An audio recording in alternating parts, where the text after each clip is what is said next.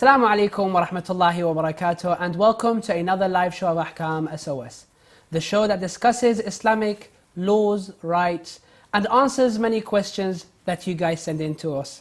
I'm your host, Abu Talib Muhammad, and I'm joined by Sheikh Ali Maash. Assalamu alaikum, Sheikhna. Assalamu alaikum. How are you, Sheikh? Alhamdulillah. You're well, inshallah. We're fine, inshallah. As we have said previously, the show is live, and we accepting your questions via YouTube, via WhatsApp, as well as via Facebook comments, and you can also give us in a call in the number provided at the bottom of the screen. Sheikhna, we shall start with our questions straight away. Our first question says, what is the greatest blessing and grace that Allah Almighty has given to the people according to the narrations? أعوذ بالله السميع العليم من الشيطان الرجيم بسم الله الرحمن الرحيم الحمد لله رب العالمين وصلى الله على محمد وآله الطاهرين ولعنة الله على أعدائهم أجمعين. In one of the narrations in Kitab al-Kafi, a man asks or narrates the hadith from Imam Sadiq alayhi salam. He was in his majlis when the Imam was narrating and saying this hadith.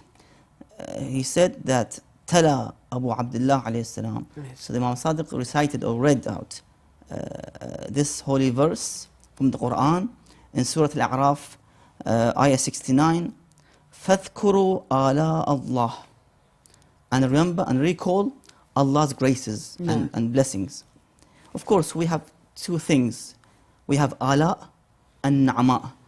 Ala, Allah Azza wa Jal, the ala means the spiritual blessings and graces. Yes. Na'ma are the tangible and materialistic graces. So for the ala, which are, let's say, spiritual, iman, taqwa, all these spiritual benefits and advantages. And we have the na'ma, which are the tangible graces. Let's say food, drink, house, marriage, and so forth. So the Imam recites this ayah, فَاذْكُرُوا آلاء اللَّهِ قال عليه السلام أتدري ما آلاء الله. The Imam states to one of his companions who was attending the majlis. What are the blessings of Allah? Exactly. What are the blessings of Allah? قلت لا. He said, no, I don't know. قال عليه السلام. The Imam replied, هي أعظم نعم الله على خلقه. They are the greatest graces and blessings of Allah on His creation. وهي ولايتنا. And it is indeed our walaya. To follow Ahlul Bayt alayhim salam, to believe in them as Allah's khulafa on earth, vicegerents of the Rasulullah sallallahu alayhi wa sallam, as Allah's proofs on earth, hujjatullah ala al-ard. Then this is ala Allah azza wa jal. So we can see that how the Quran has been given the ta'wil, because the ta'wil, Allah knows the ta'wil, and those who have the knowledge of the Quran, and they're only Muhammad wa ala Muhammad salamullah. Nobody else has the ilm al-ta'wil that we have. Tafsirs, of course, you get it from the Mufassirin, you get it from the stories of the Quran. For example, this verse, فَاذْكُرُوا عَلَى اللَّهِ, was revealed about Ad and Thamud, in which in the time of the Hud and Salih, the prophets of Allah Azza wa Jal. So that's the tafsir. The story is about, the ayah is about this story of Ad and Thamud, but there's a hidden meaning, a hidden story behind these verses, and you have to get it only from the Holy Prophet and his pure family. The ta'wil, the hidden meaning. That's why we believe the ta'wil as well, along with the tafsir. So the ta'wil of this ayah is ala Allah Azza wa Jal is wilayat Ahlul Bayt alayhim salam. Muhammad wa ala Muhammad salamullah alayhim ajma'in. Alayhim salam. Thank you very much for that, Sheikh. Our next question is, what is the ruling with the use of rusty water in wudu and ghusl?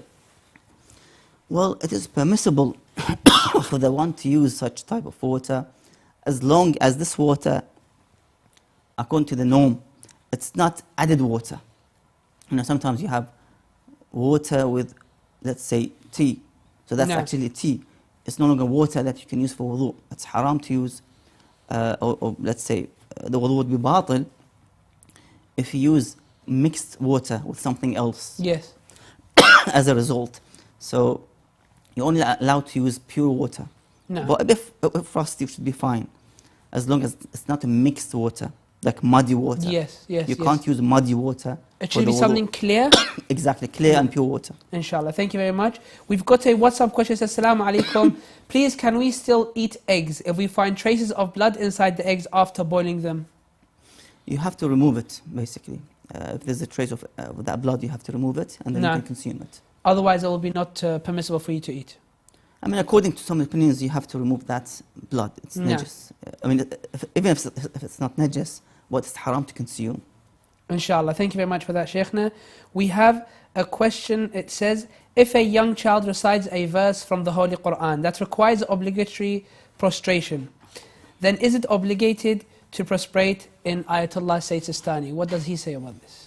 The Sayyid mentions that if he is intended to recite the Holy Quran, then of course it's wajib for the one to prostrate and do the sajda wajibah. No. Because the intention of that child is to recite this verse, which causes for the one to prostrate as sajda wajibah. No. We've got another WhatsApp question, and it says, is it permissible to constrain one's urge to the bathroom? No, of course, it's makruh for the one to prevent himself, to relieve himself from the use of bathroom for any reason. It's makruh, and it becomes haram if somebody would do this, and that would result in some kind of severe harm to his body as a result. No. So one should relieve himself as soon as they feel that they need to use the bathroom. Inshallah. Thank you very much for that, Sheikh. We've got another question that says, if a person who is in the possession of something or is handing it, notified and asserts that it is nedges. So if someone said the platter or thing that he or she is handing is nedges, can we take their word for this or not? Well, we have a basis called qa'adatul yad. The qa'adatul yad, or the basis of the yad, or the assertion by the one who is in possession, if he says that this, let's say, garment in which I am wearing or owning, yes, it's nedges, this means that you can't use it for salah, for example. Because you're assured that it's nedges. He's telling you. No. And the qa'adah says, if he says, then you have to accept it. So in this case, you have to prevent from using such nedges item, be it food or a drink, or let's say clothing and so forth. No. It is the same way as you go to a restaurant that says halal, you assume that the fact that it says halal, you're taking it that it's halal food, right or not? You see, that's a different قاعدة and a different ruling in which كل شيء لك حلال No. حتى تعلم أنه حرام بعينه. So if they say it's halal, then the food is halal. Same with Muslim, of course. Yes. You're going to a Muslim restaurant. If he says halal, that's it, you can take it. But if you discover that he's bringing meat and haram meat mixed with the halal, for example, Yes. you have to refrain, of course. Inshallah. Thank you very much for that, Sheikh. We have another question, and it says, is it obligatory to prevent the child or the insane from touching the script of the Quran? At times we sit and we recite the Quran, we have siblings, we have nephews, nieces, at times grandchildren, that while reciting the Quran they will come around us while reciting and touch the script. What is the situation in such as? Well, it's not obligatory to prevent them from, let's say, touching the Quran and so forth, to carry the Quran. But what makes it forbidden and haram is when it comes to the stage of breaching the sanctity of this Holy Quran. Yes. Let's say the child steps on the Quran and he bangs on the Quran with his feet.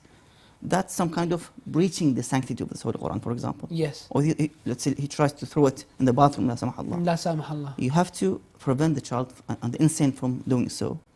So it's the best way to avoid the reach of the Quran for the children, especially in the age of, let's say, under 7, 6. To put it somewhere away from, on the shelves, away from the reach of the children. Right. In situations where, for example, let's say, la samahallah, the holy book is fallen or kept away and not seen, or something is dropped on it, what would be the precautions that we can take, or what should we do after that? To recite the Quran or to give a sadaqah? What's advised? What's narrated? What do we learn from Ahlul Bayt?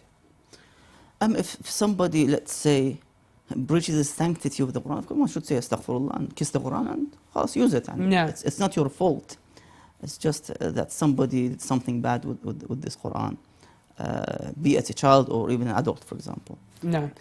One should avoid, in such situations that they can reach this holy book by their hands, for example, and to avoid it to be reached Naam, inshallah. Thank you very much for that, Sheikh. We have a WhatsApp question. It says, Salaam alaikum. If a person was suffering from an addiction, watching wrong things, addiction was only self-harm and did not hurt any other one aside himself, and then the person did tawbah, recognized the problem and found healing. Is there things that need to be done for the period of the person doing the wrong things, like kafara, fating specific amounts of sadaqah? What is the question for that? And overall, one should initially refer back to the medics and to the medical experts with this regard to get the right treatment. That's number one. And it seems to be the individual has reached to some kind of, alhamdulillah, cure for his illness and ailment. Alhamdulillah. The second stage, of course, one can say astaghfirullah, astaghfirullah rabbi wa atubu ilayh, and not to do such things as he did before in the past. So istighfar would be fine. Istighfar, unless it's to do with, let's say, حقوق الآخرين, you know, others' rights. For example, you've taken money from somebody. Of course, you have to return these money to its owners, because that's the حقوق الناس. Sahih. To make sure that you fulfill that. Would giving away a sadaqah or a large sum to the ones in need be a good step as well? Anything that would be good, that should be fine, yes. Inshallah, inshallah. Thank you very much for that, Sheikh. We have another question, and it says, if one performs wudu, as we are coming closer to summer, if one performs wudu in order to cool themselves down, clean his arms from dirt, or for any other intentions, would this wudu remain valid until prayer time or not? Or will he have to take another wudu in the intention for salah? You see, wudu is part of the ibadah and worship. And the worship and ibadah needs intention towards seeking Allah's nearness and satisfaction. قُرْبَةً إِلَى اللَّهِ تَعَالَى. Without this intention, there would be no wudu at all, shar'i wudu, for the purpose of salah. So the wudu would be batil. So to cool down your arms, for example, and face, that's not going to be a wudu. Yes, when I do the wudu and it's extreme hot weather, for example, I would eventually automatically would cool myself down as a result. But the main intention is to do wudu qurbatan ila Allah ta'ala. Inshallah. Shaykhna, we have another WhatsApp question, and many questions are coming in from WhatsApp. We hope to have more questions coming in through Facebook as well as YouTube. It says, if a daughter is 10 years of age and does not have a cycle yet and still does not show any taklif understanding, but trying slowly on and off, would this be accepted, or will she have qa'dah? Basically, with regards to the age of bulugh for the girls, is by the completion of 9 years age of lunar calendar, qamari, and entering the age of 10. In this situation, they become wajib for them to perform salah, fast, and everything, regardless of the cycle and so forth, which sometimes it comes in the age of 13, 12, it depends. But the age of puberty is that age, 10, as she or he mentioned in their question. So everything becomes wajib as an adult lady, in which she has to, fulfill all the requirements, wajibat. No. But of course, gradually, one should not force that child, for example, in a way that would cause harm for her, for example. Slowly, until they pick it up. Try to give them, let's say small portions of salah, quick salah, simple salah, without much mustahabbat, for example. Yes. Until they get used to the salah. Inshallah. Thank you very much for that, Sheikh. We've got another WhatsApp question. It says, Assalamu alaikum. I assume this can be a sensitive topic for most people to digest, but haqq is haqq in the end. My question is the view of tahrif, Sheikhna. I have read mutawattir reports on tahrif of the Quran.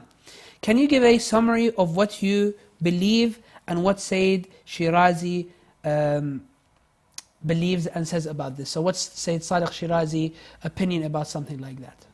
You see, today's ulama, from Ayatollah Shirazi, Ayatollah Sistani and others, they believe that the Quran that we have today is as it was revealed on the Rasulullah sallallahu alaihi wasallam, without any tahrif at all.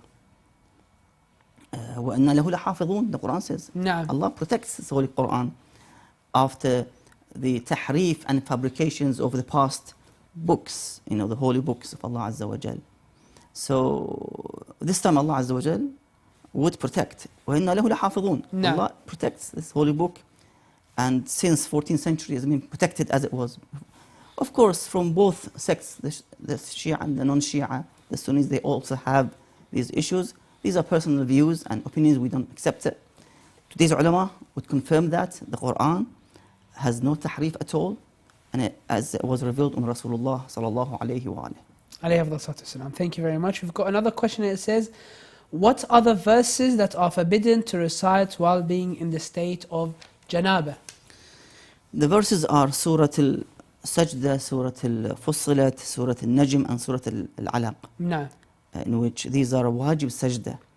So if one is in a state of janaba, they cannot, basically, they shouldn't recite these surah or ayat, because they aren't in a state of purification and tahara. No. We've got another question, and it says, is it necessary to take off contact lenses worn on the eyes for wudu or ghusl?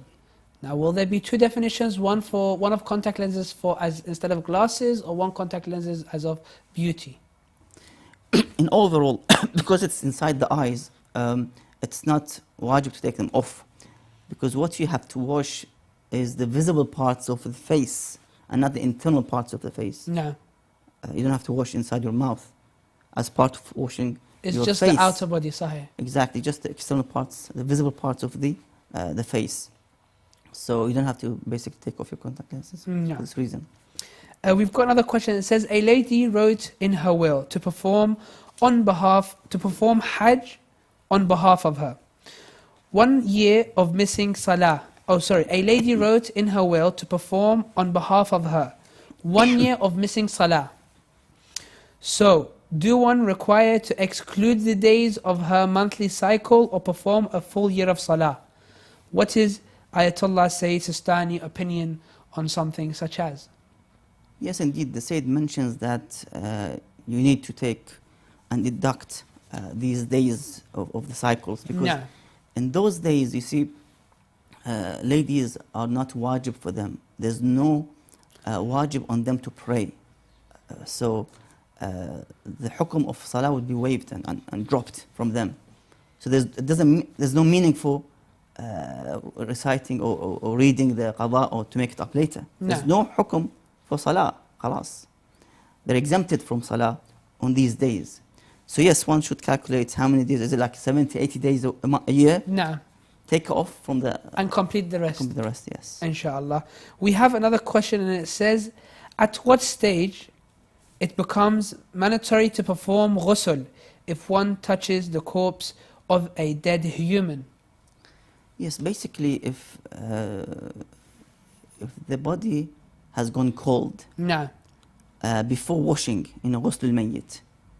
If somebody touches that corpse, that's the body, which has gone cold, then of course the ghusl has to be ghusl mass al-mayyit becomes wajib on that individual who touched it. The mayyit has his own ghusl. Ghusl al-mayyit, that's separate from ghusl mass al-mayyit. Mass al-mayyit is for the one who touches the body of a dead person in which he's gone cold. In this case, one should do the ghusl of mass al-mayyit. Inshallah. Thank you very much for that, Sheikh. We have a question, and it says, is it permissible to buy and sell gambling devices such as the slot machine, poker cards that create the game of chance for its users? Is it permissible to trade in these, to buy them and sell them and invest money in them?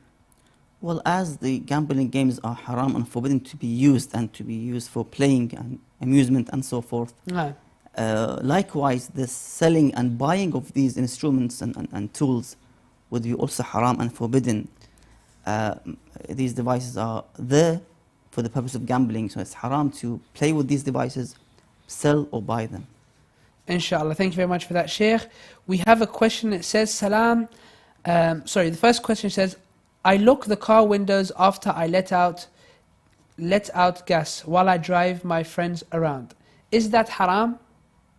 So what does that mean? I think it's been misstated or misused. I have another question. It says, Salam, I also have another question. My sister She is about 5 years old. Now, she has mild autism, meaning she is unable to speak. However, she can do everything else a normal child does. This also means her attention span is very poor. She doesn't listen if you call her name, and she also cannot focus on things properly. As she reaches the age of bulugh, in the coming years, Salah will be wajib, as it is. But how can you teach Salah to a girl like this? And if she can't pray or unable to pray due to lack of aql, will she have qa'idah when she grows older, around 15 years of age, etc. and so on, and gains aql properly? Initially, one should refer back to the experts in the field of medics and psychiatrists to see her condition, because they have to examine her and give the report.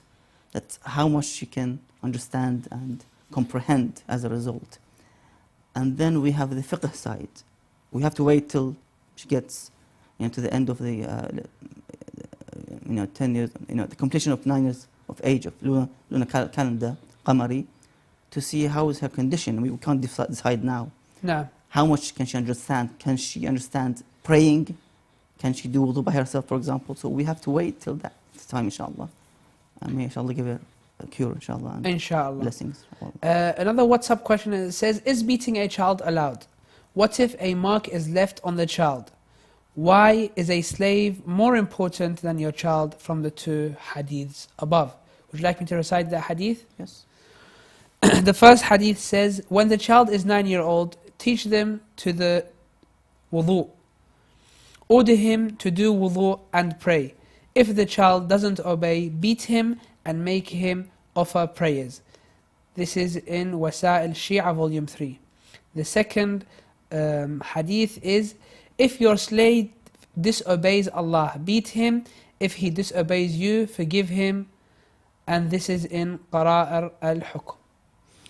Initially, we have to look into the authentications and the authenticity of these hadith. That's number one.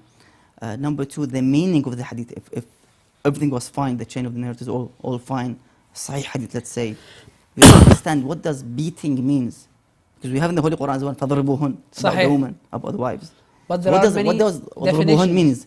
We have to go back to the shuruh of the ulama or other hadiths of Ahlul Bayt alayhim salam, in which they prevent from the beating of an individual, especially if the red and blue and black was left on the skin, in which one must give wajib, to give kafara. If it's red, this much of grams of gold. If it's black, this much. If it's blue, this much. There's kafara to be paid. No. So the beating is in a very rare and specific conditions to educating that individual who is stubborn with his or her conduct, and it shouldn't leave any marks. It's just to to push that individual to do that act, for example, or to prevent them from doing an indecent act, for example, and so forth. So the beating would be as the very, very last resort, and without leaving any mark, No.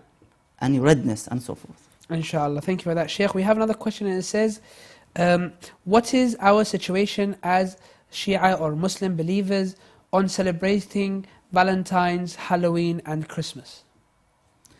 I think, I've said it before a couple of weeks ago, that Alhamdulillah, as Muslims, we have lots of happy and celebratory occasions in our calendar. Yes. Starting from Rabi' al-Awwal, Farhat al-Zahra alayhi salam. We have Milad al-Nabi sallallahu alayhi wa sallam.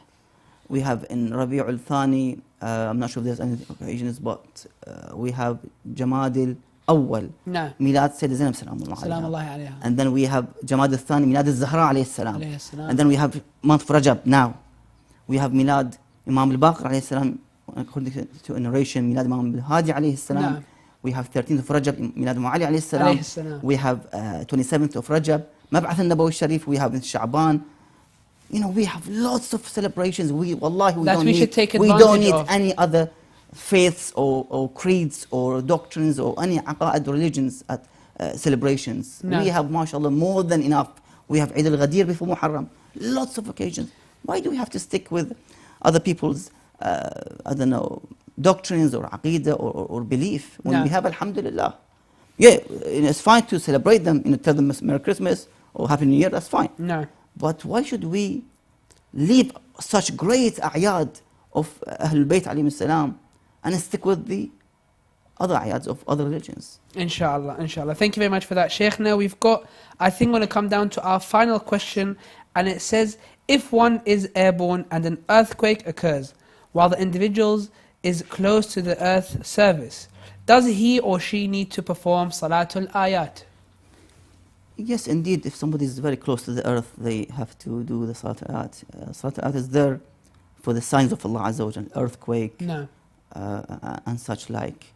And of course, we are still seeing this great misery that fall onto these two nations, the Syrians and Turkey, in which thousands are now buried or taken out from under the rubbles.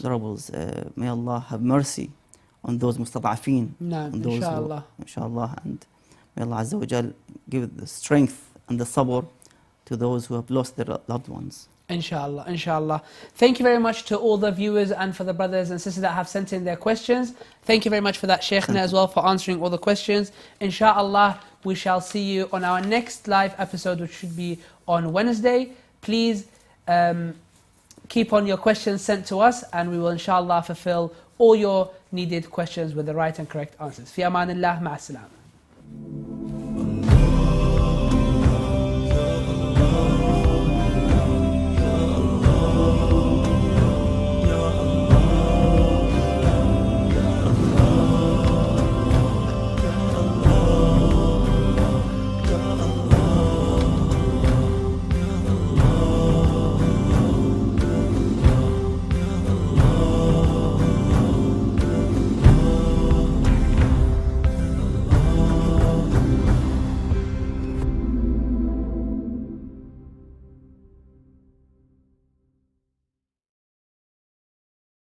With more and more victims of war and poverty, the Middle East has seen a surge in patients seeking medical aid. Iraq alone has 2.4 million people without access to any form of medical assistance. In Afghanistan, due to the lack of funding and devastating conflict, the health service is at breaking point. Imam Hussein Charity aims to help provide a better future for these impoverished patients, aiding them with finances for their prescriptions as well as dialysis of their kidneys. You can help our brothers and sisters with purchases of prescriptions for just £20, and for £200 help a patient with a dialysis procedure. To donate or for more information, visit www.imamhusseincharity.com.